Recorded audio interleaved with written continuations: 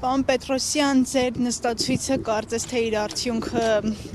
տվեց 4 օր անց, տեսանք, որ դատարանը քիչ առաջ Լիդիա Մանթաշյանի խափանման միջոցը փոխեց, ինչ կասեք այս մասին։ Պայքարը սկսելուց առաջ էլ մենք հավատացած էինք, որ հասնելու ենք այս արդարությանը։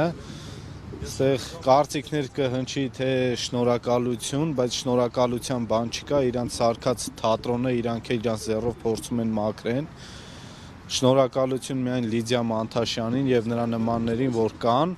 ու իրենք իրենց ներկայությամբ, իրենց գործունեությամբ մեզ ուժ են տալիս։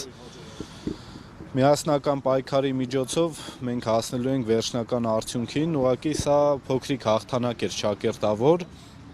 ու չի լինելու վերջինը, մենք ներկապային կդադարեցնենք արդեն նստացույցը, քանի ինչի համար մենք որ սկսել ենք, հասել ենք այդ հաղթանակին ու մեր պայքարը հետագայում դեռ շարունակվելու է։ Մյուս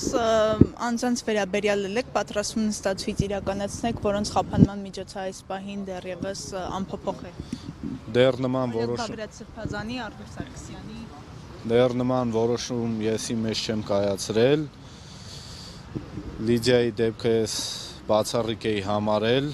ու այդ նպատակով էի ես նստել նստացույցի։ Բագրատ Սրբազանի եւ մյուս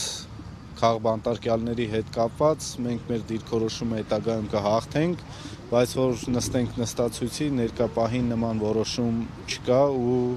հավանականությունն էլ քիչ է, որ կլինի։ Պարոն Պետրոսյան, սա հասարակության արձագանքի արդյունքում կայացված որոշում էր, թե ամեն դեպքում դատարանի մարդասիրական որոշում է։ Իրանց պետք չի իրանց մարդասիրական որոշում է, սա հանրության լայն շրջանակների ճնշման արդյունքներ։ Մենք բոլորս էլ գիտենք, որ սա քաղաքական բռնաճնշումների հետևանքներ էր եւ կառավարությունը այդ իշխող ուժն էլ հասկանում է, որ արդեն իրանց քթներին էր եկել եւ պետք է ինչ-որ տեղ զիջեն ու այդ զիջելը իրանց համար արդեն ստեղից սկսած սովորական բնույթ է կրելու